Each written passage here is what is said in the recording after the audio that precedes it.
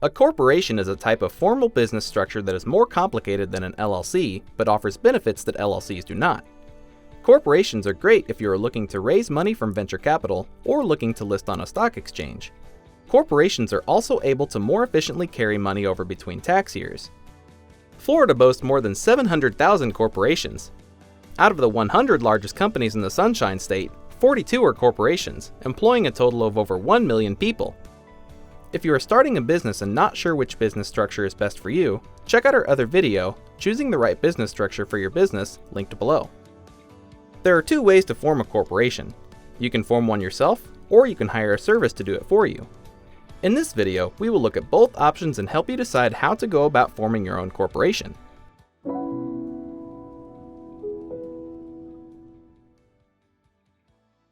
Remember, this video is not legal advice. If you are unsure of whether your company should be a corporation, consult with an accountant or an attorney. By forming a corporation on your own, you can save yourself some money. Let's start by looking at the steps to form a corporation on your own. 1. Choose and secure your corporation's name. The name you select for your corporation will establish its brand. It's the first thing most people will learn about your organization. It's important to pick a name that both aligns with your brand and follows the rules of naming guidelines in Florida. You'll need to check Florida's specific naming requirements, but you should follow these general rules in choosing a name. Your name must contain the word corporation, company, incorporated, limited, or an abbreviation of one of these terms. Your name cannot use the words bank, trust, trustee, credit union, or other related words without approval. Your name cannot include words that could confuse your corporation with a government agency such as FBI, Treasury, State Department, etc. The name must be distinct from that of any other corporation in Florida. For more information on what makes a name distinct, as well as Florida's specific naming requirements, check out our other video, How to Name Your Business in Florida, linked below. Once you have a name selected, do a name search to make sure it's available in Florida. After doing a Florida name search, you'll want to do a domain search to see if your name is available as a URL. Even if you don't plan on making a website today, you may want to secure the URL so someone else doesn't take it. 2. Choose a registered agent. You must appoint a registered agent when you register your corporation in Florida. The registered agent can be an individual in the company, including yourself, or you can hire a professional service authorized to do business in Florida. They will send and receive legal papers on your behalf. These documents include official correspondence, like legal summons and document filings, which your registered agent will receive and forward to you. Your registered agent will also help remind you to file the necessary reports. Failure to properly maintain your corporation can result in fines and dissolution, so this assistance is valuable. Designating someone else to serve as a registered agent for your corporation has its benefits. To learn more about hiring a registered agent service for your corporation, read our Should I Use a Registered Agent Service guide, linked below. 3. Hold an organizational meeting. Before you officially file the formation documents in Step 4, you will need to hold an organizational meeting to complete the following tasks. Create and approve bylaws, select your initial directors, determine your share structure, and execute an incorporator statement. Let's break down each of these. Create and approve bylaws. Bylaws are the rules that determine how your organization will be governed and run. You can think about the bylaws as a constitution for your corporation. It makes the rules and priorities clear for everyone involved. A corporation's bylaws will supplement any rules set forth by the federal government or the state.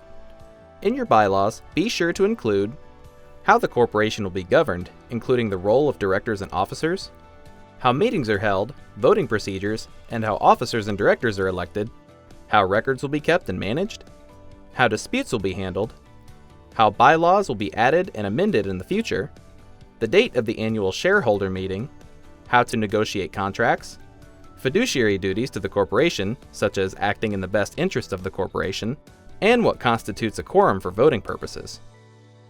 Appoint initial directors. You must appoint at least one director who will oversee your Florida corporation until the first shareholder meeting. A corporate director is in charge of the adoption, amendment, and repeal of the operational bylaws as well as the election, supervision, and removal of officers.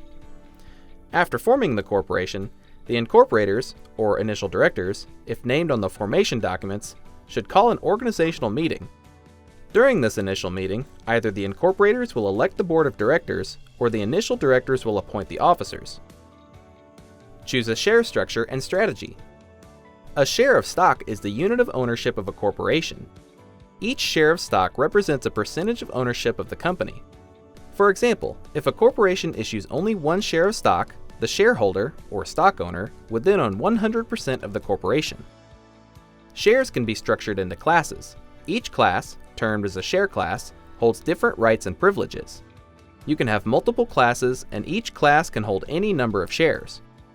The standard Articles of Incorporation form issued by the Florida Department of State can only be used to start a corporation with one share class. If a corporation needs a multiple share class structure, they must compose their own Articles of Incorporation. We recommend starting with a high number of authorized shares. Many attorneys suggest 10 million. By starting with a high number, you have the flexibility to issue shares as needed without paying legal fees to increase your initial authorized shares amount. Create and execute an incorporator's statement. The incorporators should sign an incorporator's statement with complete names and addresses of each initial director and store it in the corporate records book. This document names the initial directors that will serve until the board of directors is elected during the first shareholders meeting. It should be stored with the rest of your corporate records. 4. File the Articles of Incorporation. You will need to file the Articles of Incorporation with the state of Florida. Once the articles are approved, you will have officially formed a corporation. You can file online, by mail, or in person with the Florida Department of State.